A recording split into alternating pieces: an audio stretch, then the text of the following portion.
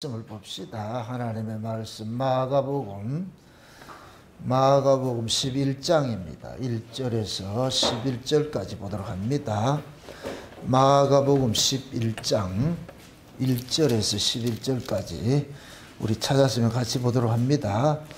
저희가 예루살렘에 가까이 와서 감람산 벳바게와 베다니에 이르렀을 때에 예수께서 제자 중 둘을 보내시며 이르시되 너희 맞은편 마을로 가라. 그리로 들어가면 곧 아직 아무 사람도 타보지 않은 나귀 새끼에 매여 있는 것을 보리니 풀어 끌고 오너라. 만일 누가 너희에게 왜 이리 하느냐 묻거든 주가 쓰시겠다 하라. 그리하면 즉시 이리로 보내리라 하시니 제자들이 가서 본즉 나귀 새끼가 납 거리에 매여 있는지라. 그것을 보니 거기 섰는 사람 중 어떤 이들이 가르되 나귀 새끼를 풀어 무엇하려느냐 하여 제자들이 예수의 이르신 대로 말한데 이에 허락하신지라. 나귀 새끼를 예수께로 끌고 와서 자기들의 겉옷을 그 위에 걸쳐 두매 예수께서 타시니 많은 사람은 자기 겉옷과 다른 이들은 발라서 낸 나뭇가지를 길에 펴며 앞에서 가고 뒤에서 따르는 자들이 소리 지르되 호산나 찬송하리로다. 주의 이름으로 오시는 이여 찬송하리로다. 오는 우리 조상 다윗의 나라에 가장 높은 곳에서 호산나 하더라. 예수께서 예루살렘에 이르러 성전에 들어가서 모든 것을 둘러보시고 때가 이미 저물매 12제자를 데리시고 베다니에 나가시다. 아멘. 기도합니다. 아버지 하나님, 예수님께서 오셔서 나귀 새끼를 타고서 예루살렘 성으로 입성하는 이 내용 속에 담겨있는 의미가 무엇인지, 앞으로 장차 우리 주님 오실 때 우리가 어떤 모습으로 주를 영접해야 할 것인가, 오늘 이 말씀 속에 담겨있는 그 의미를 우리에게 깨닫게 해 주옵시길 원합니다. 예수님이 환영했던 그 무리들이 마지막 때 다시 오실 그 주님을 환영하는 그 무리 속에 우리가 함께 있기를 소망합니다. 그래서 우리도 예수 그리스도를 태우고 예루살렘 성을 입성하는 그러한 영광을 맛볼 수 있도록 지금 현재 우리에게 그것을 맛볼 수 있도록 우리 하나님 도와주시길 원합니다. 오늘 또 이 말씀을 통하여서 주님이 나의 등에 타시고 예루살렘에 입성하는 그런 환상들을 보게 하셔서 내가 지금 장차 가야 될 그 나라를 현재 살고 있다는 것으로 그 믿음 속에서 이 세상을 넉넉히 이길 수 있는 은혜를 더하여 주시옵소서. 종의 입술에 말씀을 넣으시고 그 말씀이 이 시간도 이 예루살렘 성을 환영하는 그런 인파 속에 있는 우리의 그런 환영 찬송 소리가 들려지는 그런 소리로 증거될 수 있도록 도와주시옵소서. 감사를 드리고 예수님의 이름으로 기도합나이다. 아멘. 따라합시다. 예수님의 초림은 예수님의 재림의 그림자다. 예수님께서 이 땅에 오실 때의 영적 상태가 예수님이 초림으로 오셨을 때 영적 상태와 똑같습니다. 예수님께서 오신 것은 자기의 타작마당을 정하게 하사 알곡과 쭉정이를 갈라서 알곡은 곡간에 들이고 쭉정이는 불에 태우는 일을 하십니다. 이건 예수님 초림으로 오셔서 아브라함 언약 안에 있던 자들을 예수님 십자가를 통해 가지고서 그들을 구원해서 거룩한 성으로 하늘 곡간으로 데리고 갔습니다. 그래서 예수님의 타작마당이 구약마당에서는 뭐냐? 구약교회가 예수님의 타작마당이 자기의 타작마당이 우리가 농사를 짓고 타작하는 거 남의 밭에 하지 않잖아요. 자기 밭에 농사를 짓고 자기 밭에 곡물을 타작해서 알곡과 쭉정이 갈라내듯이 예수님께서도 이 세상이 밭인데 온 세상이 밭인데 하나님이 농사를 짓는 밭을 하나님께서 정리해 놓은 것이 그것이 언약의 후손들이 그게 구약에서는 이스라엘 민족으로 나타난 것입니다. 그래서 구약에는 수많은 민족이 있어도 하나님께서 내 백성이라 이렇게 칭한 민족은 이스라엘밖에 없어요. 이스라엘밖에 없어요. 그래서 온 세상에 미운 오리 새끼로 이스라엘이 있는 거예요. 세상 사람들이 이스라엘을 미워하는 이유가 왜? 이스라엘만 야곱의 12아들 중에 요셉처럼 색동옷을 입고 있기 때문에 그래요. 그 언약의 옷을 입고 있기 때문에. 그 요셉이 입었던 채색 옷이 색동 저고리인데 그 색동 옷이 뭐냐? 언약의 옷이 무지개 옷이란 말이죠. 그 우리가 이 욕단의 후손 중에 색동옷을 입는 민족이 유일하게 누구냐? 말을 안 해도 여러분 알잖아요. 그죠? 예. 우리 아이들 그 색동옷 이거 하는 것이 다 그 속에 담겨놨어요. 담겨놨어. 그래서 우리나라를, 몽골에서는 우리나라를 무지개 나라다. 그렇게 한다. 무지개 나라. 우리나라를, 몽골 민족들은 우리나라를 무지개 나라다. 활 쏘는 민족이다. 이게 다 동이족이거든요. 그게 다 노아의 후손에서 이쪽으로, 동쪽으로 이동한, 해 뜨는 곳에 자리 잡고 사는, 색동족을 입고 사는 그러한 민족이다. 그래서 야곱은 12아들 중에서도 요셉이 야곱의 약전을 기록을 하잖아요. 야곱의 모든 그 가문을 요셉이 이어받는다는 얘기예요. 예. 그럼 요셉과 같은 모습으로 오신 분이 누구냐? 예수님이에요. 그래서 하나님께서는 민족적으로 따지면은 온 세계 만방에 이스라엘만 하나님의 약속을 담고 있어요. 색동저고리를 입고 있는 민족이에요. 그게 채색옷을 입고 있는 요셉과 같은 민족이에요. 예. 그래서 예수님께서 오셔가지고서 온 세계 심판한 것이 아니고 자기 백성들 속에, 구약교회 속에서 이제 거기서 이제 심판한 거, 알곡과 죽정이를 갈라내는 것이 있단 말이에요. 알곡과 죽정이를 갈라내고. 그렇게 해서, 예, 알곡들은 어디냐? 곡간에 드리는 것이 천국 곡간에 드리는 거예요. 천국 곡간에. 그 예수님 초림으로 오셔서 했어요. 이제 예수님이 이제, 성령으로 이 땅에 오셔가지고 새로운 농사를 짓는 거예요. 이제는 구약의 이스라엘이라는 민족의 농사를 짓는 것이 아니고 온 세계에 흩어져 있는 그 농사를 짓는 거예요. 그런데 거기에서 하나님께서 흩어진 자기 민족들 속에 찾아내는 일들을 하는 거예요. 그 찾아내가지고 어디에다 이렇게 지어놨느냐? 교회라는 곳에다가 하나님께서 다 모아놓은 거예요. 모아놔가지고. 이제 교회 속에서 뭐하러 하느냐? 또 농사를 짓잖아요. 농사를 짓는단 말이에요. 그러면 이제 농사를 지으면은 추수할 때가 오잖아요. 그럼 예수님이 재림을 하시면은 다시 추수하는 일들이 일어나는 거예요. 그럼 그 추수를 누구에게 하느냐? 물론 저 세상 사람들은 다 심판받는, 그 멸망민족들이고 심판받는 자들이고 이미 그들은 심판이 끝났어요. 예수를 안 믿으면 심판이 끝난 거예요. 예수 안에 믿는다고 하는 자들 속에 이제 심판이 일어나는데, 왜 믿는 자들 속에 심판이 일어나느냐? 마귀라는 놈이 하나님 밭에다가 곡식 심어놨는데 가라지들을 덧뿌려놨단 말이죠. 그게 교회 안에 가라지들이 많이 있는 거예요. 가라지들이 많이 있어. 그래서 그 가라지들이 많이 있는 그 모습을 마지막 종말에는 요한계시록에서 뭐라 그러냐? 각종 더러운 영들이 모이는 귀신의 처소로. 그래 지금 이 시대 교회가 귀신의 처소가 되어버렸어요. 귀신의 처소라는 얘기는 여러분들 뭐 더럽다 이런 얘기, 그런 개념이 아니고 온갖 사상을 다 받아들이고 있는 거예요. 온갖 사상. 이게 혼합주의잖아요. 그래서 지금 이 시대를 그래서 포스트 모더니즘이다 이렇게 하는 얘기는 혼합주의. 온 세계가, 여러분들이 이걸 잘 볼 것 같으면 온 세계가 오로지 사고가 하나 있어요. 기독교 말살 정책을 펴는 거예요. 그게 나타난 게 공산주의예요. 공산주의가 생겨난 것이 기독교 없애려고 생겨난 거예요. 이것이 계속 일어나는 거예요. 지금은 뭐냐? 종교 통합이라는 운동을 통해서 기독교를 없애려고 하는 거예요. 딱 하나밖에 없어요. 딱 하나밖에 없다고. 그래서 예수를 잘 믿으면 믿을수록 뭐하냐? 우리는 공격 대상이 되는 거예요. 미운 오리 새끼처럼. 그게 그래도 그걸 우리가 감수하는 것이 뭐냐? 많은 세상 사람들 속에 예수님의 것을 우리가 택함을 입었잖아요. 그래서 예수님이 요한복음 15장에 그러잖아요. 너희가 세상에서 나의 것으로 택함을 입은 거로 세상이 너희를 미워하느니라 그러잖아요. 예? 그게 하나님의 것으로 택함을 입었다는 그게 죄라. 세상으로 봤을 때는. 예.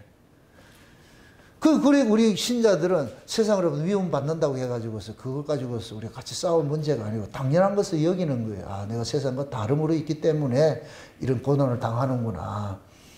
그러니까 그것이 곧 뭐냐? 우리 신자들에게 또 다른 하나의 정체성이죠. 아, 내가 하나님 백성이 맞구나. 내가 장차 가야 될 나라가 있구나. 그래서 오늘 본문 보면 예수님께서 나귀를 타고 예루살렘 성을 입성하는 거예요. 예루살렘 성을 입성하는 거예요. 이건 장차 예수님께서 오셔가지고서 재림해서 다시 일어날 것들이에요.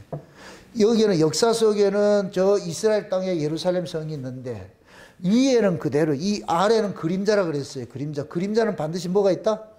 실상이 있다 그랬어요. 그 실상이 어디 있어요? 하늘 예루살렘 있죠. 그죠? 하늘에 예루살렘 있죠. 요한계시록 나오잖아요. 21장에 볼 것 같으면은 그 예루살렘 성이 있잖아요. 예수님께서 오시면은 우리를 그리로 데려가는 거예요. 우리를 그리로 데려가는 거예요. 그래서 우리가 그리로 그 데려가는 데 있어가지고서 예수님께서 타고 가는 나귀들이 있어. 나귀들이. 그 나귀가 곧 누구냐? 우린 거예요. 우리가 예수 그리스도를 태워서 가는 거예요. 우리가. 그 예수님께서 예루살렘 성을 들어갈 때에 제자들 보고 그러잖아요. 어느 집에 가서 나귀가 있으면 풀어 가져와라. 제자들이 그 주인이 뭐라 그럴 텐데요. 그러니까 주가 쓰시겠다 해라. 그럼 알아먹을 것이다. 그래서 제자들이 가가지고서 진짜 나귀가 있거든. 풀러가지고 그러니까 도둑이야 외치는 게 아니고 왜 이거 가져가요? 이렇게 하니까 주가 쓰시겠다 하라. 아유 얼른 가져가세요. 그 나귀도 하나님 세팅을 해놨어요. 이 드라마를 보면 그렇잖아요. 그죠? 네. 딱 들어가면 그 나귀를 딱 준비해가지고 예수님께서 그 나귀. 이 나귀가 뭐냐? 한 번도 뭐를 짐을 실어보지 않는 그런 나귀예요. 그 나귀래야 돼. 아, 이게 비밀이에요. 보통 짐을 싣는 나귀들은 새끼 나귀에 싣겠어요? 큰 나귀에 싣겠어요? 큰 나귀에 싣겠죠. 왜 새끼 나귀에 싣을까요? 우리가 이걸 가지고 또 인정적으로 예수님은 어떻게 사람이 동물 학대를 해도 그렇지 새끼 나귀를 타고 가냐? 뭐 말인지를 몰라서 그래요. 그것도 멍에 매보지 않는 그런 낙이라 그러잖아요. 이건 뭐냐.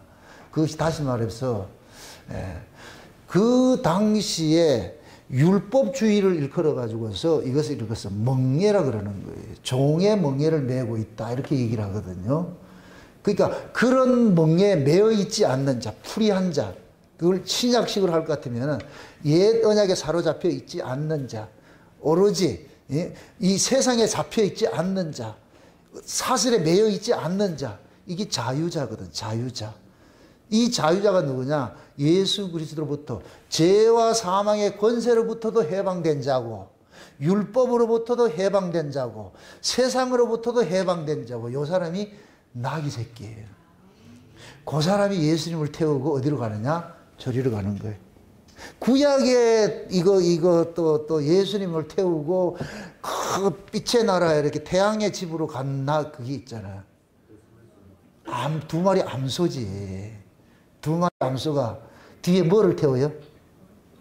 뭐를 싣고 가요? 법궤. 그 법궤가 누구예요? 신약을 하면? 예수님이죠. 이건 보여줬잖아요. 보여줬어요. 법궤 태우고. 그래 그 법궤가 그 법궤를 탄 그 소가 어디로 가요?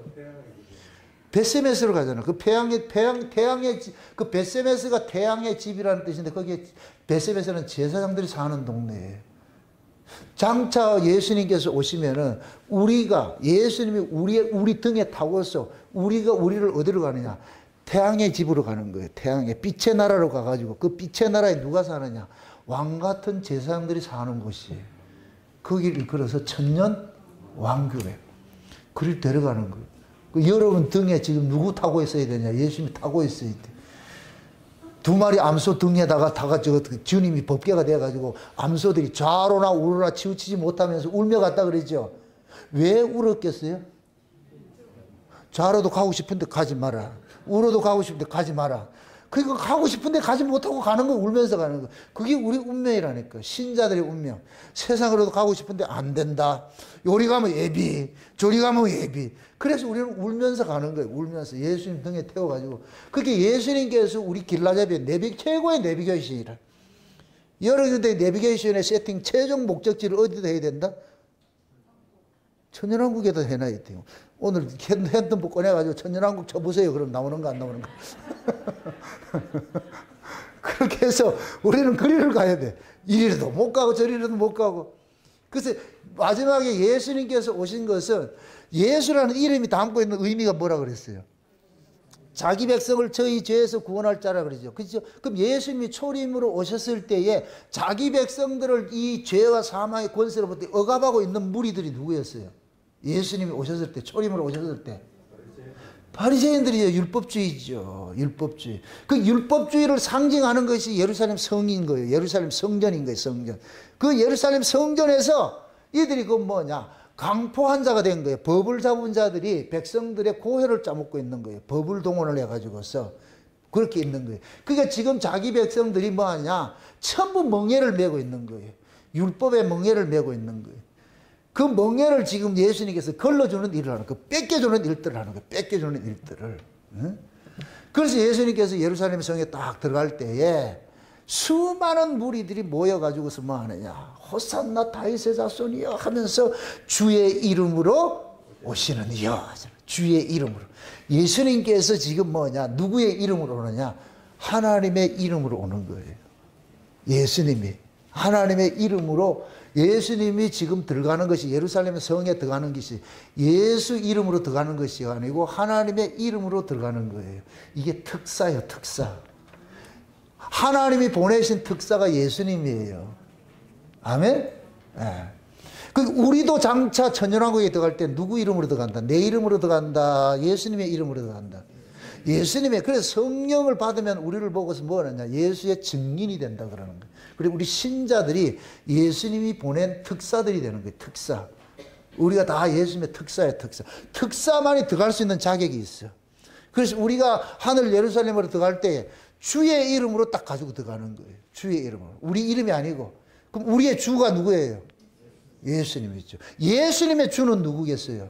아버지 하나님 있지요. 아멘? 그래서 예수님께서 주의 이름으로 들어가는 거예요. 그 백성들이 아는 거예요. 학개서에 보면은 하나님께서 백성들로 하여금 성전을 지을 때 그들의 마음을 흥분을 시킨다 그래요. 흥분을 시켜. 그게 마지막 때 하나님께서 뭐 하냐? 집단 체면들이 일어나듯이 걸리듯이 말이죠. 예수님께서 예루살렘 들어갈 때 수많은 무리들이 일어나가지고 호산나 다윗의 자손이야 막 이렇게 외치는 거예요. 그러면서 제자들은 자기 겉옷을 펴가지고 낙에 태우고 다른 사람들은 꽃을 뿌리고 종려나무 가지를 꺾어가지고 흔들면서 말이죠. 하는 거예요. 흔들고요. 예? 이게 두 가지가 의미가 있죠. 자기 백성들이 한테는 예수님을 영접하는 것이 되어버리고 자기 백성들을 영접하는 것이 되어버리고 자기 백성들을 억압하는 자들에게 뭐가 되느냐? 심판주가 되는 것이죠. 그래서 예수님은 주라는 의미에서는 두 가지가 있다고 그랬어요. 자기 백성에게는 뭐 하는 어떤 주님이시고 구원하는 구원주시고 자기 백성을 억압하는 자들에게는 심판하는 심판주가 되는 거예요. 그게 예수님의 얼굴이 두 면이 있는 거예요. 양면성이 있는 거예요.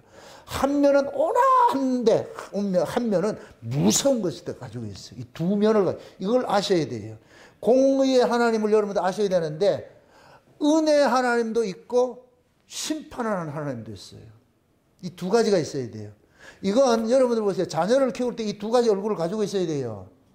자녀를 키울 때에 아버지 앞에 그 아이가 사랑할 때는 자애로운 아버지의 모습이에요. 부모의 모습이에요. 그런 모습이 있는데 애가 잘못했을 때는 냉정한 그런 모습이 있어야 돼요. 지금 이 시대 부모들이 자식을 키우는 게 짐승 키우고 있어요. 이걸 못해. 금쪽 같은 내 새끼 나오는 거 보면 속이 터져서 못 봐. 자식이 우상이 돼서 그래. 우상이 돼서. 여러분들 애들 몇 때린다고 죽지 않아요. 여러분들 매 맞고 안 컸어요? 우리는 다 매를 맞고 컸으면 당연한 것 같아. 당연하다고 생각한 거예요. 당연하다고. 그런데 지금은 자식들 매대면 뭐 난리를 치잖아요. 그것이 결국 학교에 가도 선생님이 말을 못하게 만들어놨어요. 그러니까 애들이 뭐냐. 짐승이 돼버리죠. 짐승이 돼버리죠. 선생님 좀 나무라면 가가지고 고사고. 아이고, 어젠가 신문에 보니까 어떤 학부모가 학교에 가가지고 뭐 했다고 선생을 기대기 때려가지고서 구속되고 이런 일들이 아이고, 참 그것도 부모라고 참 진짜. 지금 시대가 그래, 시대가. 여러분들은 그렇게 좀 하원에 그렇게 키우지 마세요. 강하게 키우시라고. 강하게. 은별이도 마찬가지고. 잘못했을 때는 눈물이 쏙 나더라고 하고. 그렇게 해서 그걸로만 끝내지 말고 잘못해서 그 다음에 보듬고 안고 사랑한다 그러면서 아이를 위로하고. 그렇게 했을 때 이 아이가 단단하게 세워진다니까. 그냥 오냐오냐 안 돼. 절대 그렇게 하지 말시라고. 그게 예수님의 성품이고 아버지의 성품이 그런 거예요. 우리 속에 담아놨다니까. 지금 예수님이 그러는 거예요. 자기 백성들에게는 자애로운 모습으로 구원자는 모습으로 낙이 타고서 그렇게 다 입성을 해요. 들어가가지고서는 어떻게 돼요? 예루살렘 성에 들어가서 어떻게 해요? 막 쓸어버리죠. 그죠? 그 두 가지 기능이 있잖아요. 응? 그 종교 지도자들이 있고, 그런 데 가가지고서는 그들에게 심판하는 것 같아요. 그래가지고 이것이 무너진다 그러는 거예요. 이 백성들이 무너져. 그래서 나중에 요한계시록 18장에 볼 것 같으면은 큰 성 바벨론이 무너지죠. 음녀가 그 성도들의 피에 취해 있잖아. 그죠? 성도들의 피에 취해 있잖아. 그럼 성도들이 있는 곳이 어디예요? 교회죠. 그러니까 음녀가 마지막 때 타락한 교회로 나타나는 거예요. 타락한 교회에 성도들을 지금 죽이고 있는 거예요. 죽이는 거예요. 진짜 예수를 믿는 사람들을 죽이고 있다니까. 그래서 하나님께서 마지막에 자기 백성들의 죄값을 뭐냐? 그들에게 묻는 것이 심판으로 나타나는 거예요. 심판으로. 나타난단 말이에요. 그래서 예수님께서 이 예루살렘 성에 입성을 딱 할 때는 이게 예수님의 그것이 뭡니까? 사역이 이제 끝나가는 때잖아요. 이제 예루살렘 들어가가지고서 예수님께서 그래, 내가 예루살렘에 올라가서 장로들과 대제사장들한테 이제 죽임을 당할 것이야 그러잖아요. 그럼 예수님이 예루살렘에 들어간 것은 첫 번째 뭐냐? 예수님의 죽으심으로 인하여서 영적인 의미에서 죄와 사망의 권세로부터 자기 백성을 건져내는 것이고, 두 번째는 율법 아래 매여 있는 자기 백성들을 건져내는 일을 하는 거예요. 두 가지, 병행이 하나, 두 가지가. 그래서 예수님께서 예루살렘 성에 율법의 총화인 그 예루살렘 성에 들어가서 예루살렘 성전을 뭐 하느냐? 허물어뜨리는 일들 하는 거예요. 깨뜨리는 일들 하는 거예요. 그러면서 그 속에 있던 자기 백성들은 끄집어내는 일을 하고 있어. 그래서 예수님께서 예루살렘 성에 들어가는 것들은 이중적 계시가 그게 담겨져 있는 거예요. 자기 백성은 구원을 하고 원수들은 심판하고 그 낙이 태우고 가는 거예요. 요 이야기를 이미 스가랴서에 예언을 내놨는데 그 스가랴서 예언을 봐야 돼요. 여기 이 본문 가지고 오면 모르고 스가랴서 예언을 봐야 돼요. 스가랴서 9장을 한번 보세요. 구약의 스가랴서를 한번 보세요. 말라기 맨 끝에 볼 것 같으면은 말라기 그 전에 스가랴서입니다. 스가랴서 9장 9절을 보십시다. 9절. 스가랴서 9장 9절을 봅니다. 9절에서 10절까지 같이 봅시다. 다 같이 시작.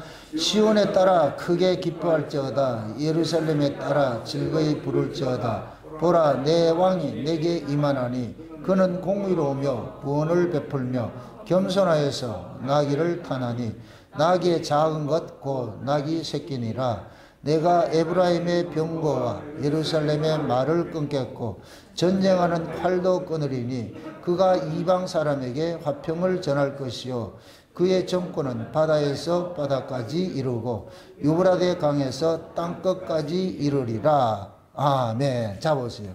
시온에 따라 크게 기뻐하라. 이 얘기는 뭐냐? 너희들이 해방의 날이 가까웠다. 그래서 예수님께서 초림으로 오셨을 때 흑암에 사는 자들이 큰 뭐를 봤다 그래요? 빛을 봤다. 오 마이 갓. 큰 빛을 봤어요. 큰 빛을 봤어요. 이게 그럴 것 같으면 지금 자기 백성들이 어디에 있느냐? 죄와 사망의 아래에 있다. 그걸 흑암이라 그런다고. 흑암. 어둠이라 그런단 말이죠. 그 죄와 사망의 권세 아래 있는 자들을 일컬어서 여기서 시온에 따라 그러는 거예요. 시온에 따라. 응? 이 시온의 딸들이 예수님께서 오셔가지고서 뭐하냐? 구원을 해내는 거예요. 이거 뭐냐? 예수님의 신부들이죠. 예수님의 신부들. 장차 이제 예수님의 신부들이 똑같은 모습이에요.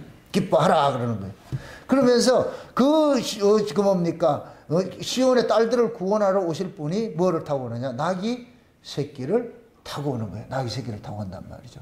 그러면서 10절을 한번 보세요. 10절을 다시 한번 읽어보세요. 10절. 에브라임의 뭐를 끊고? 병거와 예루살렘의 뭐를 끊고? 뭐를 끊는다 그러죠. 전쟁한 날도 끊으려고 그러죠. 에브라임의 병거와 예루살렘의 말을 끊겠고, 알다시피 에브라임은 누구냐면은 북쪽 이스라엘이에요. 르호보암하고 뭡니까 여로보암하고 있을 때에 그인데 뭡니까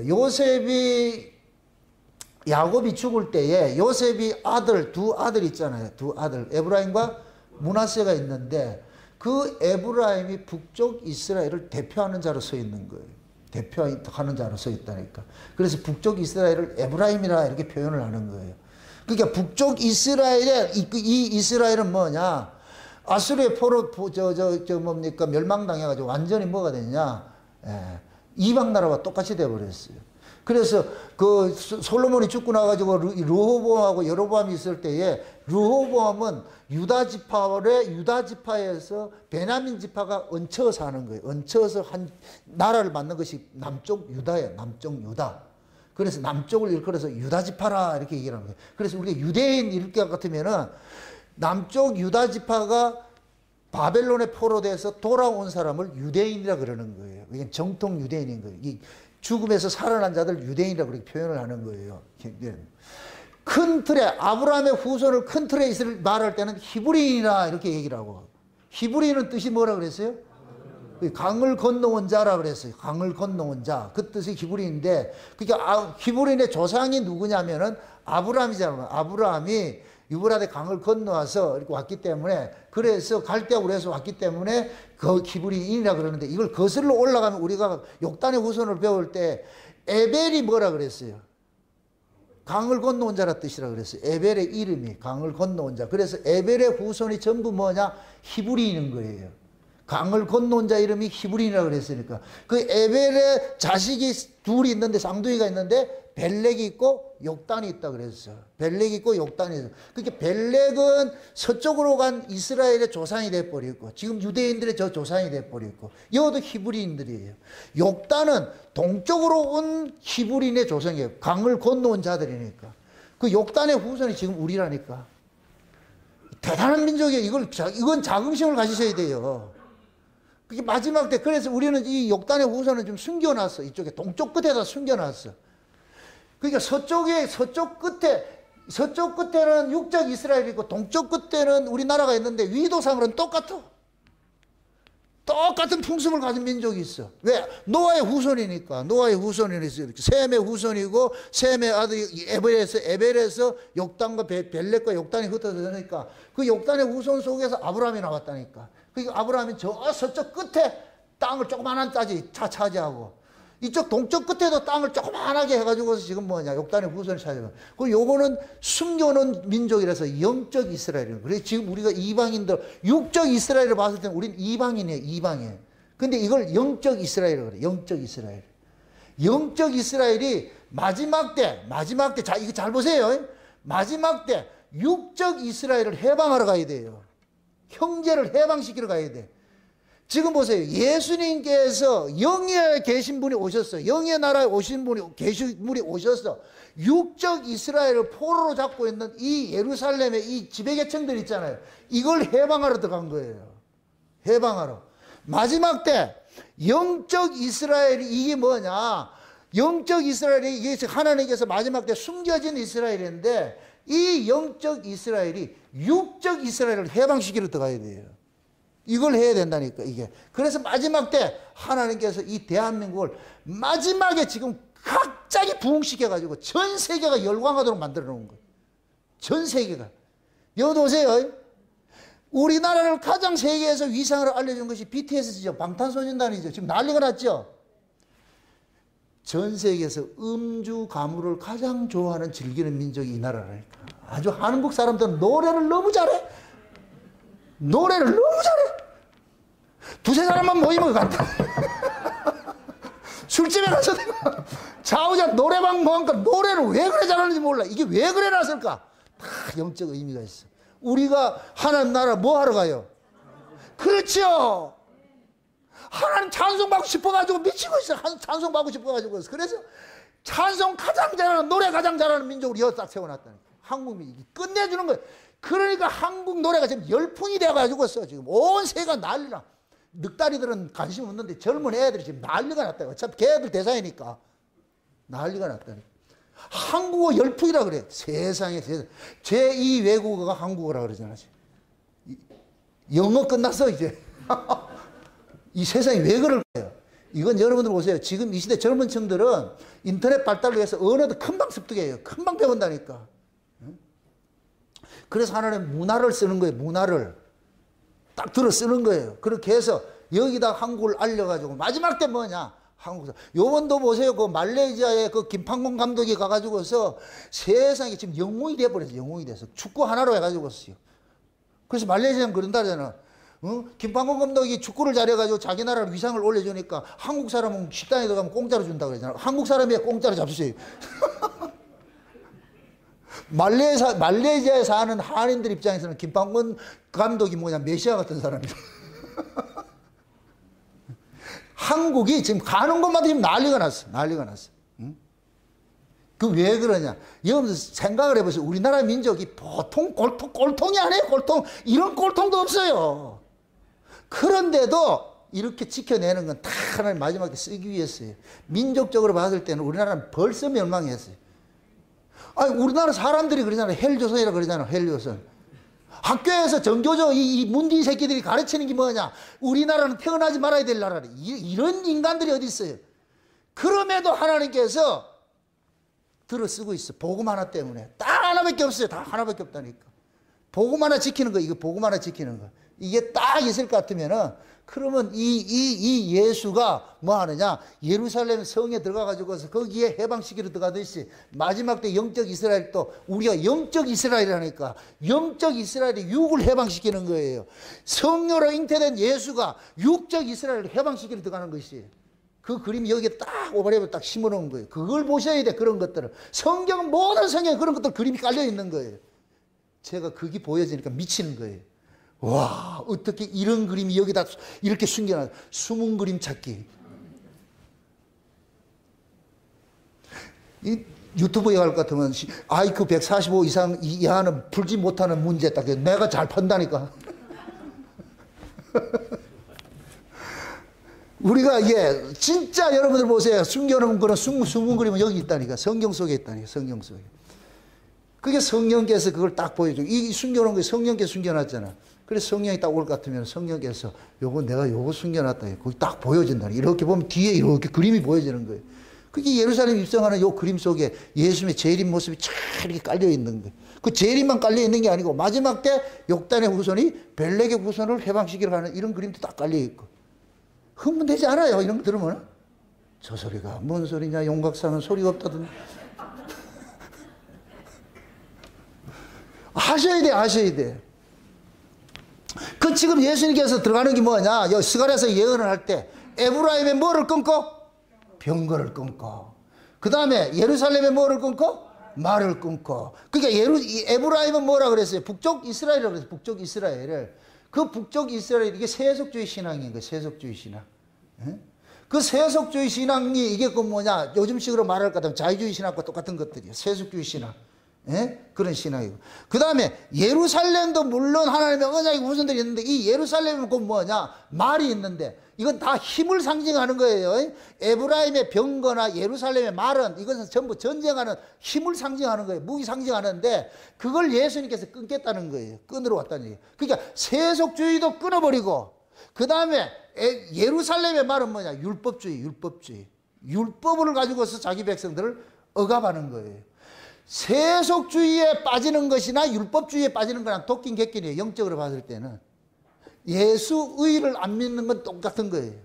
세속주의에 빠지면 하나님 나라를 잊어버려. 천국을 잊어버려. 율법주의에 빠지면 예수의 의를 잃어버려. 둘 다 똑같은 거예요. 그걸 지금 예수님께서 뭐 하냐? 끊으러 왔다는 거예요. 끊으러 왔다는 거예요. 그러니까 예수님께서 오셨을 때에 진짜 그 유대인들은 정치적인 메시아를 기다렸어요. 정치적인 메시아를. 자기들이 불행한 것은 로마라는 이 식민지 생활하는 것이 그것이 불행하다 그러는 거예요. 그러니까 지금 육적 이스라엘을 보면은 뭐 하느냐? 환경을 가지고 탓하는 거예요. 환경 쉬운 얘기로 내가 왜 이 가난한 집에 태어나가지고 저 부잣집에 태어나지 못해 부잣집에 태어났을 것 같으면 얼마나 좋을까? 내가 왜 이런 남편을 만나가 이 고생을 할까? 내가 이런 마누라를 만나서 고생을 할까? 전부 다 네 탓이라. 전부 다 네 때문에 우리는 모든 핑계를 남한테 대는 거예요. 이게 전부 한마디로 말해서 환경이라. 환경이라니까. 근데 예수가 딱 들어오면은 환경 초월. 예수님이 내 안에 쑥 들어올 것 같으면은 내가 부잣집에 태어났다고 자랑거리가 아니고 가난한 집에 태어났다고 그것도 비탄한 문제가 아니고 도적놈 만났다고 해서 그 슬플 일도 아니고 맨날 싸돌아다니는 거 만났다고 해서 내가 그렇게 슬플 일이 아니고. 그래서 내가 그러잖아요. 여러분들이 살아가는 삶에 있어가지고 어렵고 힘들면은 템포러리다 이래 생각하고 사시라고. 드라마 속에 가상세계에 산다 생각하세요. 가상세계. 가상에 왜 거기에도 몰두를 하냐고. 어리석은 사람이지. 드라마의 왕이라 해서 지가 밖에 나가서 내가 왕이다 할 것 같으면 귀때기 맞아요. 그게 그런 것들을 잊어버리시라니까. 그게 우리가 현실 속에 살고 있는 건 전부 뭐냐? 허상이에요, 허상. 내가 여기에서 부자로 해서 나 천국 가서 부자 되는 거 아니에요. 여기서 가난해서 천국 가서 가난한 거지를 사는 게 아니라니까. 부자 거지 나서로 비유를 보세요. 여기에 조건은 아무 문제 없어. 근데 거지라도 내가 주님 바라보고 살면 거기가 그거 슬퍼할 일이 아니고, 부자라 해서 내가 예수 믿고 살 것 같으면 그게 지옥이고. 근데 우리는 자꾸만 환경 탓을 하는 거예요. 환경 탓을 하는 거예요. 그래서 예수님께서 오시면은 그 모든 것들을 다 제거하는 거예요. 그러니까 유대인들 입장에서는 뭐냐, 우리가 이렇게 힘들어하는 것은 저 로마 식민지 빚기 때문에 식민지에서 해방시켜주면 된다. 그래서 오매불망 누구를 기다리고 있느냐? 힘을 가진 메시아를 기다리고 있는 거예요. 그런데 예수님께서는 힘없는 모습으로, 새끼 나귀는 타는 사람 없어요. 나귀를 타도 큰 나귀를 타고 다니지 새끼 나귀를 타는 사람은 없다니까. 그러니까 가장 비천하고 힘없는 모습으로 지금 하나님께서 오신 거예요. 오신 거. 그런데 그 힘없는 모습으로 오는 그 예수를 호산나 다윗의 자신이여 자손이여 주의 이름으로 오시는 이여 이렇게 영접하는 사람은 얘네들의 정신은 세계는 어떨까요? 온전할까요? 지금 뭐가 홀릭됐을까요? 홀릭이 됐죠. 그러니까 하나님께서 그들에게 홀릭을 시키니까 한번 상상을 해보라니까 새끼 나귀가 지금 타고 거기 타고 있는데 사람들이 불러가지고 전부 호산나 다윗의 자손 할 것 같으면은 그 힘 있는 자들이 봤을 때는 어떻겠어요? 기가 차지. 저거 쌍으로 서로 지금 미쳐가지고 좀 날뛰고 있을 거 아니에요. 새끼 나귀 타고 오는 인간도 그렇고 그걸 가지고 왕으로 환영하는 인간도 그렇고 이게 도대체 쟤네들이 지금 뭐 하는 짓이고. 힘 있는 자들은 다 그렇게 생각할 거 아니에요. 이게 비밀이라니, 비밀. 그래서 예수님께서 가서 힘 있는 자들은 전부 끄어버리는 거예요. 힘 있는 자들. 힘 없는 자들은 뭐냐? 그 힘으로부터 해방시키는 거예요. 해방시키는 것이죠. 지금 우리도 마찬가지예요. 저와 여러분들이 우리 안에 예수 그리스도가 우리 안에 임해서 우리를 장악을 할 것 같으면은 내가 지금 처해 있는 환경은 아무것도 아니에요. 내가 잘 살든 못 살든 내가 좋은 환경이든 나쁜 환경이든 그건 전부 뭐냐? 아래 환경이고 위의 가치가 오잖아. 아래 가치로 살 때는 이것이 영향을 받지요. 부잣집 가난한 집 영향을 받죠. 그 영향 받는데 위의 가치가 쑥 들어올 것 같으면 아래 가치는 전혀 영향이 없어. 가진 거 가졌다 못 가졌다 이건 아무 의미가 없어. 왜? 가치 자체가 다 달라져 버리기 때문에. 아멘? 네. 여러분들이 이렇게 생각해 보세요. 여러분들이 진짜 신앙의 가치를 하나님의 말씀에 두고 있을 것 같으면은 교회 크다 작다 의미 있다 없다? 의미 없죠. 내가 진짜 하나님의 말씀에 대한 그 가치를 가지고 있을 것 같으면은 교회 큰 교회가 무슨 자랑거리고 작은 교회가 무슨 그게 수치거리냐고. 내가 이 가치를 가지고 있지 않을 때 자랑하는 게 뭐냐? 큰 거 자랑하는 거예요. 작은 건 수치스럽고. 그래서 교회 큰 거 자랑한다? 그거는 여러분들 그건 뭐 나띵이라고 생각하시라고. 진짜 위에 있는 가치를 가지고 있는 사람은 교회 큰 거 자랑할 수 없어요. 여러분들의 자랑거리는 딱 하나밖에 없어. 뭐 자랑해야 돼요? 예수 자랑해야 돼. 위에 계신 그 예수를 자랑해야 돼. 그래서 여러분들은 당당하시라고. 우리 교회는 오직 예수만 증거하는 교회다. 이거 자랑하시라고. 크냐 교회 커요 이렇게 묻지 말고 억수로 크지. 그러니까 세상적으로 말할 때 크냐 작냐 이렇게 얘기를 하지 말고 그 사람들이 크냐 작냐는 교회 숫자 많이 모이냐 이거 생각하잖아요. 사람이 오늘 오전에 배웠던 시 여호와의 구원은 사람의 수와 상관이 없습니다. 이렇게 얘기를 하니까 성경적으로 누가 물으면은 그걸 이겨내셔야 돼요. 그런데 위에 있는 그 하늘의 절대가치 이걸 가지고 있지 않는 사람들 자꾸만 큰 거 내놓는 거예요. 우리 교회 누가 온다, 우리 교회 크다, 몇 명 모인다, 뭐 한다. 그건 뭐냐? 예수 이용해서 여기에서 영업하는 사람들이고 영업사원들이고 여러분들은 영업사원들이 아니라니까. 우리는 자랑할 수 있는 건 딱 하나밖에 없는 거예요. 여러분들이 예수를 자랑하고 그 예수를 올바르게 증거되고 있는 그런 교회에 있다는 것이 그런 여러분들의 힘이 돼야 돼. 힘이 돼야 돼. 자랑스러워야 돼. 아멘? 우리가 욕단의 우선 그런 걸 공부했을 때에 야, 내가 그 욕단의 후손에 있구나. 이게 하나의 엄청난 파워가 되잖아요. 내 안에 자긍심이 생기잖아요. 맞습니까? 그럼 그거 하나 있으면 되는 거예요. 그거 하나 있으면은. 그러니까 기죽지 마시라고. 기죽지 마시고. 세상은 보이는 힘을 가지고 있지만은 예수님께서 오시는 것은 보이는 그 힘을 깨버리러 온 거예요. 보이는 힘을 깨버리러 온 거예요. 그래서 예수님께서 보이는 힘을 들고 나오는 자에게 보이지 않는 힘으로 나가는 거예요. 근데 보이는 힘이 최고의 권세가 뭐냐? 죽음의 권세인데 예수님께서 기꺼이 죽어져 버려. 마귀가 예수님 십자가에서 죽일 때 자기가 이긴 줄 알았어. 그런데 하나님께서 그 예수를 죽음에서 부활을 시켰어. 마귀의 권세를 완전히 깨뜨려 버렸어. 깨뜨려 버렸어. 그래서 예수님께서 부활을 하시고 십자가에 죽고 부활을 하셔가지고서 마귀의 권세 아래, 죄와 사망의 권세 아래 있는 그 상징이 무덤인데 무덤 속에 있는 자들을 끄집어내잖아. 나와.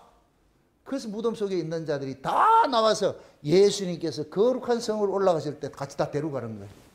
이게 영적으로 봤을 때 예수님께서 초막절, 나팔절, 육적 유대인들 입장에 봤을 때는 이게 구약식으로 봤을 때 예수님의 오심이 나팔절이 돼버리는 거예요. 나팔절이 돼가지고서 그 다음에 예수님께서 뭐하냐, 이 무덤 속에 있던 자들을 데리고 뭐하냐, 하나님 나라를 올라가 버렸잖아요. 이러니까 이들은 초막절 지키게 되는 거기 가서 이미 걔는 올라가 있는 거예요. 그래서 요한계시록 6장에 볼 것 같으면은 하나님께서 하나님 보좌 있고 그 밑에 재단 아래에서 지금 흰옷 입은 무리들이 하나님 앞에 탄원을 하잖아요. 그러니까 하나님께서 그러잖아요. 잠시 기다리라. 저 밑에 너희들 동무들이 수가 찰 때까지 기다리라. 그래서 그들에게 흰 두루마기 입혀주면서 뭐하냐, 쉬라 그러잖아요. 그 쉬는 사람들 누구겠어요? 예수님께서 오셔가지고 올라가실 때 예수님 빈손으로 가면 안 돼요. 큰일 난다니까. 예수님께서 오셔가지고서 아버지께 주신 사명이 있잖아. 그거 받아가지고서 그것이 나타나는 것이 구약시대는 아브라함 언약 안에 있는 언약의 후손들 데리고 들어가는 거예요. 아멘? 그럼 예수님의 신약은 뭐냐? 예수님께서 피로 맺은 언약이 있잖아. 새 언약이 있잖아. 그게 새 언약으로 지금 세워진 나아진 자들이 신약교회인 거예요. 신약교회. 이걸 영적 이스라엘 그래요. 그래서 신약에서, 구약에서는 성령으로 거듭난다 이런 말이 없어요. 신약에만 성령으로 거듭난다 그래요. 이제는 거듭나는 하나님의 아들을 만드는 방식이 달라졌다니까. 구약은 아브라함의 혈통에서 언약의 후손이 나왔지만은 신약에서는 예수님의 피 흘리심으로 맺어진 그 새 언약을 통해 가지고 났는데 이건 성령으로만 나아지는 거예요. 성령으로만. 그래서 신약의 성도들을 위로부터 났다 그러는 거예요. 위로부터 성령으로 거듭났다 그러는 거예요. 이 성령으로 거듭난 자들이 이제는 민족과 혈통을 넘어서 가지고 있어. 온 세계에 흩어져 있어. 온 세계에 흩어져 있어. 네? 그래서 마지막 때 하나님께서 뭐 하느냐, 성령이 교회들에게 하시는 말씀을 주는 거예요. 이제 어떤 집파, 어떤 특정한 사람이 아니고 성령께서 하나님 성령으로 난 자들에게 성령의 말씀을 주는 거예요. 그래서 그 성령으로 난 자는, 성령의 말씀을 받은 사람은 이 성경 이야기를 성령의 감동으로서 누구 이야기를 펼치냐, 예수 이야기를 풀어주는 거예요. 제가 지금 그 일을 하고 있는 거예요. 이게 성령의 교회들에게 하신 말씀을 귀 있는 자는 들으라는 것이, 제가 지금 성령의 감동으로서 여러분들이 설교를 할 것 같으면 그걸 여러분들이 듣고 있는 거예요. 아멘? 네. 그럼 성령으로 난 사람들은 이제부터 뭐 하느냐, 신약에 예수님께서 가시고 성령을 보내주셔서 성령으로 거듭난 성도들은 예수님이 다시 오실 때까지 뭐 하느냐, 또 농사짓는 기간이 있잖아요. 지금 우리가 여기에 있는 거예요. 여기에 있어.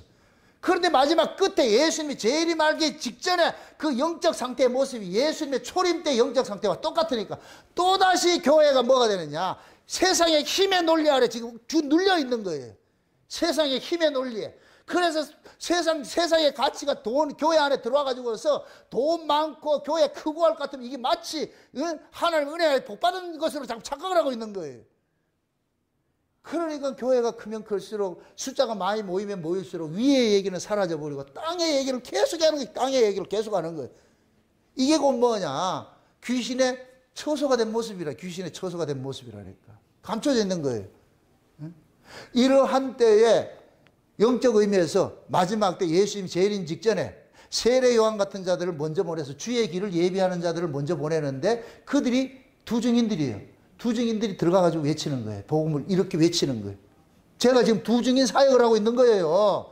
그래서 물질주의, 세속주의, 혼합주의에 빠져있는 그들에게 깨버리는 거예요. 그거 아니라고. 그게 아니라고. 이거 왜 줘요? 여러분이 그게 해야 돼. 나만 혼자 두지 말고 여러분도 같이 동력자가 되어야 된다니까. 동무가 돼가지고서. 아멘? 그거 외쳐줘야 돼요. 교회의 본질은 예수 그리스도의 피로 세웠잖아. 피로. 맞습니까? 예수님의 피값으로 알겔다마 피밭 하나 사가지고 나그네를 무덤 삼아놨잖아. 교회가 그런 모습을 가지고 있어야죠.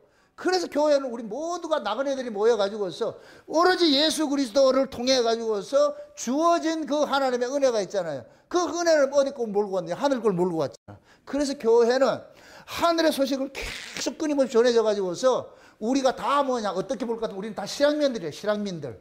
실향민들은 고향 그리워야 되는 거예요. 고향은. 그 고향 까마귀들이 모인 것이 교회라니까. 아멘? 그 여기 와가지고 고향 소식을 들어야 돼. 어느 고향? 위에 있는 고향. 아멘? 그럼 하나님께서 위에 있는 그 고향 까마귀들을 한 군데 불러가지고서 고향 소식을 전해주기 위해 가지고 목사에게 먼저 뭐 하느냐? 성경을 통해서 고향 소식을 다 주는 거예요. 이런 소식 전해주세요. 그럼 목사는 그 성령의 감동으로서 이 말씀을 다 깨달아가지고서 그러면 여러분들한테 깨달아진 그 말씀을 증거할 때 여러분들은 먹으면서 좋아가지고서 음식 맛있는 거 먹으면서 기분 좋아가지고 하듯이 말씀도 마찬가지예요. 말씀도 마찬가지예요. 그래서 저는 우리 교회 처음에 이렇게 은혜를 이거 하고 이거 하면서부터 이 두 가지를 같이 병행을 하고 있는 거예요. 오늘도 추수감사절 이게 같이 이렇게 음식 먹으면서 우리 교회만 먹을 수 있는 음식이라. 전 세계 어디에도 이렇게 음식 먹는 데 없어요. 교인들한테는 돈 뜯어낼 때는 선교한다고 뜯어내놓고 교인들한테 뭘 줄 때는 인쇄해가지고 말이죠. 내가 전에 그 서울에 가가지고서 내가 얼마나 화가 났는가. 이건 뭐 거지 새끼도 아니고 말이죠. 그릇 하나에다 콩나물 하나 그 밥 넣어가지고서 말이야. 그 거지들한테 주는 같이 그렇게 먹더라고. 그러나 돈을 끌어내는 데는 수없이 끌어내고. 목회자 마인드가 어떤 마인드를 가지고 있느냐. 교권주의가 되면 교인들은 수탈 대상이에요. 수탈 대상. 우리 교회는 그런 교회 아니에요. 같이 축제하는 거예요. 축제하는 거. 같이 우리 한 식구인데 같이 함께 모여가지고 먹고 마시면서 같이 해야죠. 영으로는 말씀을 듣고 먹고, 육으로는 같이 풍성한 식탁을 마련해가지고 같이 먹고. 천연한국에 갔는데 식탁 차려놨는데 두 가지 있을 것 같으면 뭐라 그러겠어요? 나 두 가지 차려놓을 것 같아. 나 하나님 앞에 나 갈래 그럴게. 나 다시 돌아갈래. 이 목양교회로 돌아갈래 그럴 것 같아. 천연한 것 같으면은 잔치라 그러잖아. 왕의 아들의 잔치라 그러잖아. 왕의 아들의 잔치 하는데 그러면 여러분들 반찬 두 가지 놓고 간장하고 놓고 먹으라 이렇게 할 것 같아요? 구약에 보세요. 신명기 26장에 볼 것 같으면 그 추수감사에 거기 나오는데 모든 사람들이 한 해 동안 지어진 걸 가지고 다 드리면서 하나님 우리는 다 이 땅에 유리 방황하고 말이죠. 땅도 없이 방황하던 나그네 같은 아람인으로 우리가 살았는데 하나님께서 우리에게 은혜를 주셔가지고 이 좋은 땅을 주셔서 정착하도록 만들어 주셔가지고서 농사를 짓게 해가지고서 우리 농산물을 이렇게 지어가지고 왔습니다. 하나님 이거 하나님 것입니다. 그렇게 다 할 것 같으면 제사장은 그 농산물 다 받아가지고서 만난 떡도 하고 말이죠. 부침개도 부치고 말이죠. 잡채도 하고 말이죠. 다 하는 거야. 맛있게 하는 거야. 해가지고 떡도 하고 해가지고서 온 동네 사람 다 불러. 그래서 불러가지고서 마당에 텐트 쳐놔놓고 말이 다 벌어놔놓고 지내놔놓고 그러면서 먹으면서 누구 찬양하는 하나님 찬양하는 거예요. 자 고맙습니다. 주여 감사합니다. 그거요 그거. 제가 거기에서 그걸 따온 거예요. 목회 철학을 따온 거예요. 거기서. 와 교회가 이런 교회가 돼야 되는구나. 근데 아래 것만 먹으면 안 돼요. 위에 걸 먹어야지.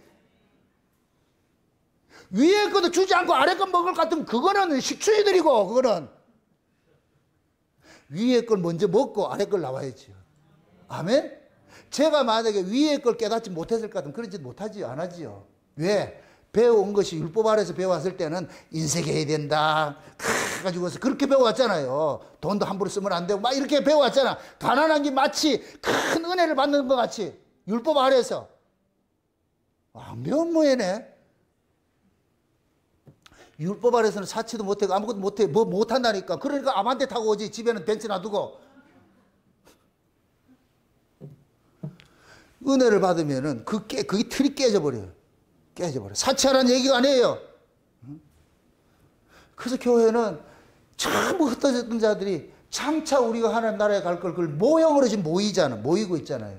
그럴 것 같으면 어떻게 해요? 명절 때 될 것 같으면은 형제들이 다 온다 할 것 같으면 집에서는 뭐 해요? 벌써 오기 전에 뭐 해요? 부치게 굽고 뭐 하고 다 준비해잖아요. 갈비찜도 해놓고 하잖아요. 그럼 와서 한상 차려놓고 같이 먹고 부모님 앉아가지고 이럴 것 같으면 그뭇해가 그게 교회고 가정이고 똑같이 그런 모습이 돼야 돼. 그런 모습이. 우리 하나님은 그렇게 기다리고 있다니까. 하늘에 천국잔치 벌어질 것 같으면 지금 난리요. 전사들이 지금 난리라니까 지금.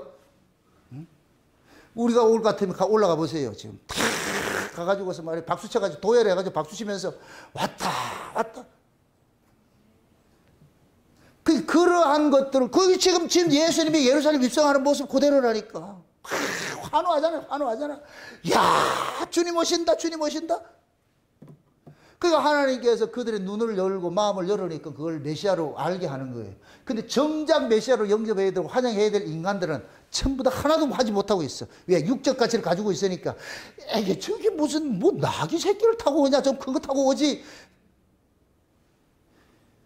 그러면서 그 조롱을 하고 하잖아요. 조롱을 하고 하잖아요. 예수님 십자가 그 재판 받을 때 그러잖아요. 응? 귀때기 때리면서 침 뱉으면서 뭐라 그래요? 네가 유대인이 왕이냐? 이렇게 하잖아요. 응? 근데 실제 예수님께서는 뭐냐고 이 왕으로 오셨는데 그들은 알아보지 못하고 있는 거예요. 그걸 지금 이 시대 우리 식으로 살펴볼 것 같으면 다시 오실 그 예수님의 모습들을 그 보아야 되는 거예요. 그럼 보세요. 예수님이 장차 재림을 하실 때는 초라한 모습으로 오지 않아요. 그런데 예수님을 예표하는 자들 이 땅에서 초라한 모습을 두었다. 그게 누구냐? 두 증인들이 두 증인들. 두 증인들은 절대 화려하지 않아요.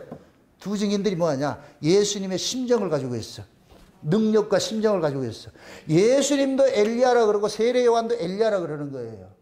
둘 다 그 엘리야의 능력과 심정을 가지고 있어. 마지막 때 두 증인들도 엘리야의 능력과 심정을 가지고 있는 모습이 그거예요. 그래서 두 증인들이 죽으면은 계시록 11장에 볼 것 같으면은 예수님이 죽었다가 살아난 그 모습을 그대로 재현하는 거예요. 그럼 두 증인이 누구란 얘기예요? 예수님과 똑같은 얘기죠. 예수란 얘기가 아니고 예수님을 예표적으로 해서 앞서서 예수님을 보낸 거예요. 예수님의 재림하는 예수는 죽으러 오는 예수가 아니고 심판하러 오는 예수잖아요. 자기 백성 구원하는 예수로 오잖아요. 그러니까 예수님은 화려한 예수로 오는데, 그런데 밑에 있는 이 아래에 있는 예수, 다시 오실 예수를 증거하는 진짜 종들은 예수의 심정을 가지고서 증거하는데 초라한 모습으로. 이게 두 증인들, 두 증인들. 그들이 뭐냐? 이 기라성 같은 이 교회, 대오골 같은 그런 교회, 세속주의로 가득해가지고 있는 그런 교회 가가지고 외치는 거예요. 그러한 자들을, 그러한 신앙생활을 하고 있는 자들에게 가가지고 뭐 하는 거예요? 외치는 거예요. 너희들이 이거 이 예루살렘 이 교회 다 무너진다. 예수님께서 예루살렘 성 무너진다고 했듯이 가가지고서 교회 안에 장사하는 자, 교회 안에 돈 바꾸는 자, 이런 자들을 쓸어버리는 거예요. 그것이 광의적으로는 교회 마지막 때 교회 운동 이 혼합주의하고 복음주의하고 싸우는 것을 나타나요. 싸운다. 뭐 육탄전 한다는 얘기가 아니고 말싸움 하는 말싸움.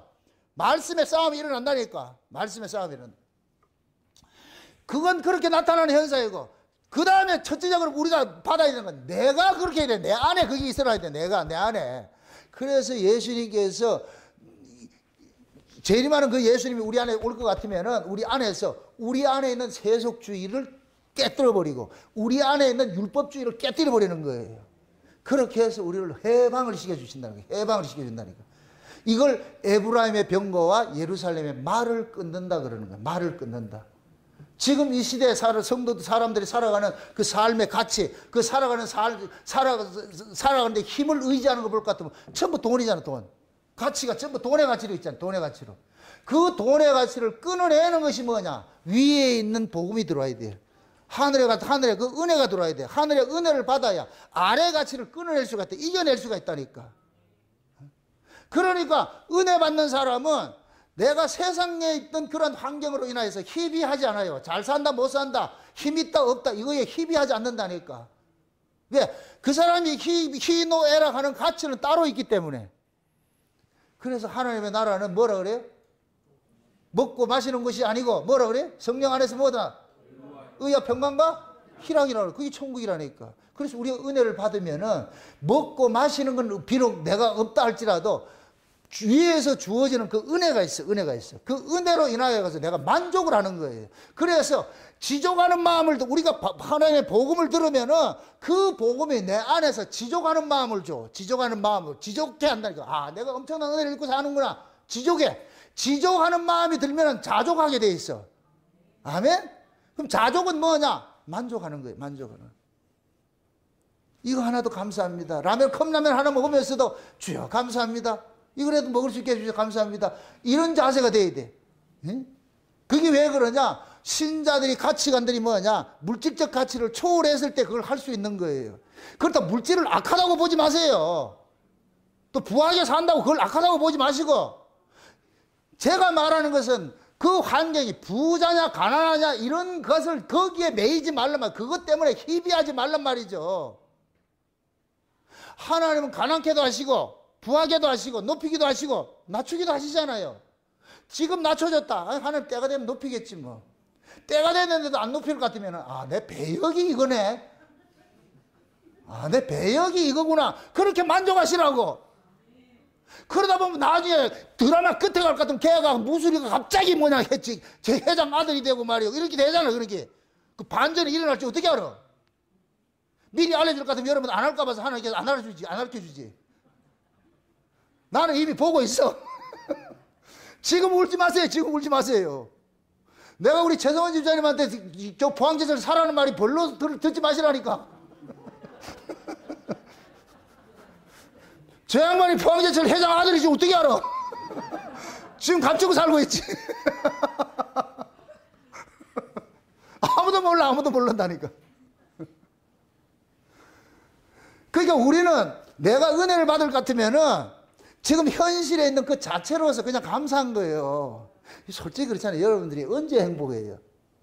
우리가 신자 입장에서 이런 말씀 들을 때 우리는 행복하지 않아요? 집에 가기 싫죠? 여기가 변화산이지, 변화산. 맞습니까? 자우자 내 이사 올 것 같으면 내가 집을 안 돌아보려고 그래가지고. 여기가 변화산 같아야 돼, 변화산 같아야 돼. 그렇게 해서 가기 싫어야 돼, 가기 싫어야 돼. 또 해주세요. 평생에 듣던 말씀 또 들려주세요. 이 찬송이 나와야죠. 또 듣고 싶고, 또 듣고 싶고.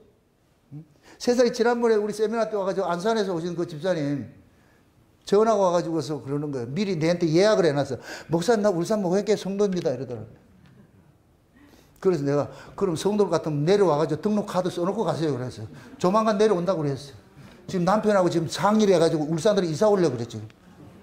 그렇게 하고 있어. 전화 와가지고서 좋아가지고서, 그래서 그분이 이제 말씀 전해준 사람하고 같이 내려오기로 했어요. 조만간 내려올 거예요. 그런 사람 많다니까. 그게 왜 그러냐? 이 말씀 듣고 살아난 거예요. 이 말씀 듣고 나서. 그러는 거예요. 기존교회 뭘 말씀 못 듣겠다는 거예요. 이거 듣고 나가지고서. 내보고 책임지라 그러는데. 책임을 져야지, 그러면.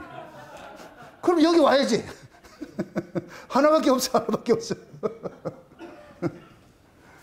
와서 말씀을 듣고 하면서 그러다 볼 것 같으면 내가 현실 가치를 이겨내잖아요. 아멘? 그게 예수님께서 지금 이 예수님을 환영하던 사람들이 그 지역의 기득권층이겠어요? 소외계층이겠어요? 오, 잘하네? 기득권층들 그거 나오겠어요? 안 나오겠어요? 안 나오지요. 소외계층이라 전부 빈민들, 이 소외계층 있는 사람, 예수님께서 그 소외계층들 눈을 열어가지고, 하나님이 눈을 열어가지고 이들이 너를 구원할 메시아라고 딱 알아보는 거예요. 기득권층들 하나도 눈이 감겨가지고 하나도 못 보고 그러는데 소외계층들에게 하나님께서 눈을 열어가지고 메시아를 알아보니까, 그러니까 해가지고서 기득권층들이 있을 것 같으면 양탄자 깔아놓을 텐데 소외계층이니까 돈이 없으니까 나뭇가지라도 꺾어가지고서 환영을 하는 거예요. 그런데 우리 예수님께서 내추럴한 걸 좋아해. 그래서 거기서 같이 예수님이 들어가면서 환영하고 들어가는 거예요. 같이 부둥켜 안고 말이죠. 환영하고 들어가는 거예요. 아마 제자들도 기가 찼을 거예요. 지금 우리가 또라이 짓을 하고 있는 건가? 서로가 지금 다 또라이라. 저 기득권층들이 봤을 때 쟤네들이 지금 뭔 짓을 하고 있나 지금. 기득권층이 타는 그것을 나귀를 타겠어요? 말 타겠어요? 백마 타고 들어가겠죠. 그래야 그거 안 된대. 남들도 하나도 타지도 않는 새끼 나귀. 그것도 비실비실한 걸 그걸 타고 들어가고 있어. 얼마나 웃기겠어. 남들이 봤을 때 기득권층들이 그럴 거예요. 저 새끼들 저거 우리 코스프레 한다 그럴 거 아니에요. 부잣집 코스프레 한다. 근데 예수님께서 나귀 새끼를 타고 와서 그러면서 호산나 다윗의 자손 예수여, 그 호산나 다윗의 자손 예수여, 호산나라는 얘기 뭐냐? 우리를 죄에서 구원하소서요. 우리를 구원해 주세요. 그 이 사람들은 예수를 뭐로 보냐? 구원자로 환영하는 구원자로. 하나님께서 그들의 마음을 혼익을 시키니까, 그러니까 예수가 구원자로 보이는 거예요. 그들 눈에는 영광스러운 모습으로 보이는 거예요. 내 새끼 나귀 탔다고 해서 조롱하는 것이 아니라, 그러니까 환영을 하고 옷을 벗고 말이요, 할렐루야 외치면서 그렇게 하는 거예요. 그 모습. 이런 모습을 나중에 재림할 때, 우리가 예수님께서 오실 때 다시 돌아가시잖아요. 그때 천사들이 도열해가지고서 우리는 그때 당당하게 들어가는 거예요. 예수님께서 재림하실 때 백마 타고 오시죠? 그죠? 이게 승리자의 모습이잖아요. 우리도 장착 예수님 앞에 승리자 대신 그 예수님의 신부로서 들어갈 때는 당당한 모습으로 들어가는 거예요. 그래서 이스라엘의 그 유대 그 결혼 풍습이 올 것 같으면은 신랑이 신부를 데리고 갈 때 가마에 태워서 딱 데려가는, 가마꾼들 데려가는 거예요. 그 가마꾼들이 천사들인 거예요, 천사들. 그 가마꾼들 데려가 우리를 태워가지고 가는 거예요. 신부로서 데려간다니까. 그 영광된 모습을 한번 보시라고. 그거 한번 상상을 한번 해보시라고. 와, 우리가 그 자리에 들어갈 때 천사들이, 그때는 진짜 천사들이 찬송 소리 들려가지고서, 그러면 그 하나님 나라 자체가 찬송으로 가득 채워져. 가득 채워져. 하나님께서 그걸 바라고 싶은 거예요. 그걸 듣고 싶은 거예요. 그게 하나님 나라라니까. 아멘?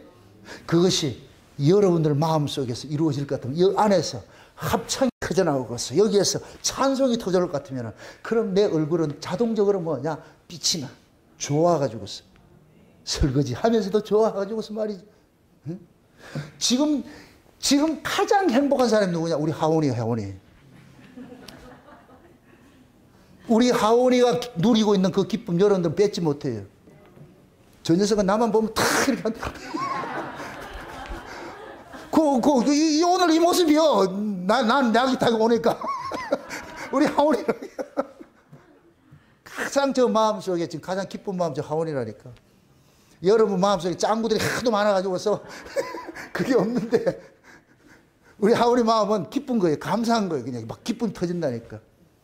그게 우리 안에서 이루어져야 돼. 그러니까 여러분들이 이런 말씀 들을 것 같으면, 여러분 속에 에브라임의 병거가 있고 예루살렘 말들이 있는 거예요. 여러분이 믿는 구석들이 있는 거예요. 의지할 것에서 그게 깨버려져야 돼. 그게 깨버려지고 오로지 뭐냐? 예수 하나가 힘이 돼야 돼. 아멘? 네. 그것이 깨져야 여러분들이 하나님 앞에 나와서 예배하는 것들이 기쁘고, 봉사하는 게 기쁘고, 연보하는 게 기쁘고, 그렇게 기쁜 것이지, 이게 안 깨지면 연보도 아깝고 봉사도 아깝고 다 아까워요. 그러니까 손이 오그러 들어가지고서 펴지를 못해. 그냥 움켜잡기만 바빴지. 이게 예수를 못 만나서 그래. 예수를 만나야 이게 펴지는데. 그러니까 여러분들이 은혜를 못 받으면 가장 먼저 나타나는 것이 인색함으로 나타나는 거예요. 인색함으로. 손이 딱 꼬물어지는 거예요. 아무것도 하기 싫고 하기 싫은 거예요. 그래서 여러분들이 신앙생활 하는 것들이 기쁜 마음이 되어야 돼요. 우리가 추수감사를 지키는 것도 1년 동안 하나님께서 어떻게 우리를 인도해 왔는가 이거 생각할 것 같으면은 그냥 감사가 터져나와야 돼요. 이게 진짜 고맙고 감사하구나 이런 것들이 돼야 돼. 근데 이것을 우리가 하나님 은혜를 모를 것 같으면은 뭐 그날이 그날인데 뭐 다를 게 뭐가 있어 해가지고서 인색해진다니 이 마음들이. 그건 좋은 것이 아니에요. 여러분들이 하나님을 힘으로 삼지 않고 세상 다른 것을 힘으로 삼고 있기 때문에 인색해지는 거예요. 복음이 들어가서 여러분들이 그 속에 있는 그걸 깨버려야 돼요. 그 오그라진 그 손이 펴져야 돼. 이걸 여러분들이 슬퍼할 줄 알아야 돼요. 왜 나는 이 오그라져 있는가? 왜 내 마음은 이렇게 냉골인가? 기쁘지 않는가? 왜 내 마음속에 감사가 사라지고 내 마음속에 찬송이 사라졌는가? 그걸 여러분들이 철저하게 회개하셔야 돼. 그렇게 여러분들 마음속에 천국이 이루어져야지. 여기서 기쁨이 이루어져야지. 이게 없는 상태에서 백날 하면 뭐 하냐고. 여러분들 애통하셔야 돼. 장차 가야 될 그날을 현재 right now 여기서 맛보시기 바랍니다. 아멘.